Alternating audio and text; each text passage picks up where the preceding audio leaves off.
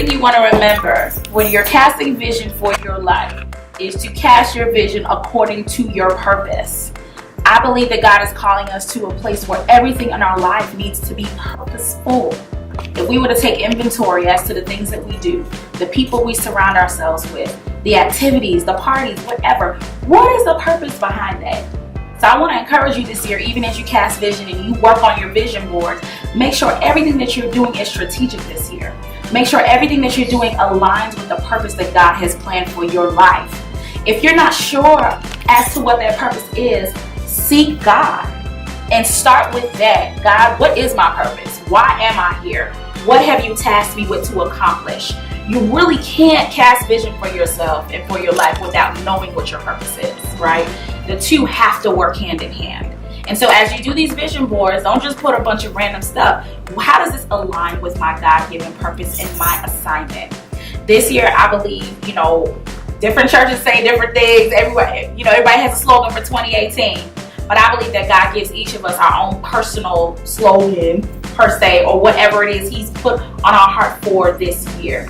Every year demands a different you. And every year God will stretch you according to what He wants to see in your life that year.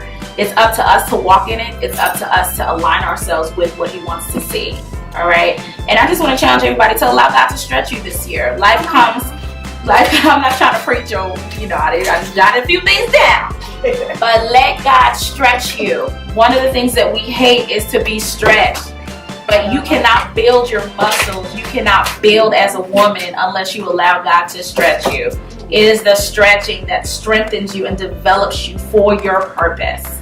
So just know that this year, and I'll share that 2018 started and boom, my father has a car completely totaled, unexpectedly airlifted to Atlanta Medical. Our family was not expecting that whatsoever. Completely. But as I've watched him recover slowly but surely and take baby steps, it taught me so much about allowing God to stretch you and to mold you and to reshape you so that at the end of this, He's going to be stronger than he was before. Yes. So I take the lessons from that and I apply it to my life and say, okay, something that seemingly is bad or horrific to us, to God it's not. Because He's like, I'm using this to build your muscles, to have the capacity to handle what I'm about to do in your life. Come on. So remember that as you cast vision. I'm not trying to preach. I'm just saying. Remember that this year.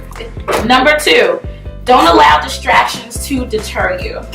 The enemy is a master at distractions. Distractions come in different forms and fashions. Sometimes your distraction is you. And sometimes if we were to be honest, why do I say that? The distractions will come because you don't feel good enough about yourself in order to be able to pursue what God told you to pursue. Or the distraction can come with you feeling inadequate or feeling like you're not good enough. A distraction could also be you comparing yourself to other people. That is a distraction. It might not be conscious, but subconsciously those are distractions. And I dare I even say that sometimes the enemy, he don't have to do anything. We do all the work for him, right? Because as women, we hold things, we harbor things, we have things in our heart, and if we're not careful, that will deter us from being able to walk out the vision that we have for our lives. So this year, eliminate those distractions. If you got to hang up the phone, if you have to send it to voicemail, okay, block. If you have to, okay, block. Dare I say unfollow? Dare I say unfollow? Right? All of those things. Do whatever you have to do in order to eliminate those distractions. What you don't want is to go year by year, going in circles, doing the same thing. And next year, you don't want to be saying the same thing that you said this year. Every year, you should be able to check off, I did this, God put this on my heart, I accomplished this. Right? Some things might be pending or work in progress, but at least you're working on it. Next year should not look like this year. So as you cast your vision, don't allow distractions to deter you. The last thing that I want to say before we do these vision boards is remember who you are and whose you are. There are so many things in life designed to cause us to forget who we really are as women. You are not like the Instagram girl. You will never be her. You don't even want to be her. You know what I mean? But don't allow those images, don't allow who you're around and comparing yourself to cause you to forget the woman of God that God has made you to be. And secondly, remembering whose you are. Knowing that whatever challenges you face or what happens this year, that God has got your back. That's one of the things I always have to remember, that, okay, when things go crazy, when things go haywire, when I'm feeling down or whatever it might be, who do I serve?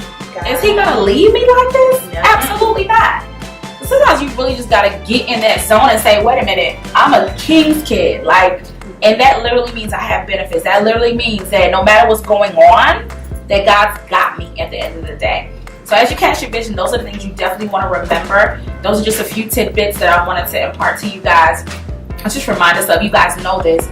But so for the next, I would say 30 to 40 minutes, we're going to just have fun, chill, get some snacks, and work on your vision boards. And then at the end, we're going to share what's on your board. This is my favorite part. So get comfy. We got scissors, glue, the whole nine, markers. You can write anything on your board that will inspire you. We forgot the glitter because I love glitter. I was going, man, I know it's gonna be a 5-year-old to get some glitter, but okay. So we're gonna put some music on, guys, and you can chill. But trust me, this is a great way to relax and very therapeutic. Yes, you'll all feel very relaxed at the end of this. So I want to go shopping after I look at some. So let's put some music on and then dive right in, okay? Daddy.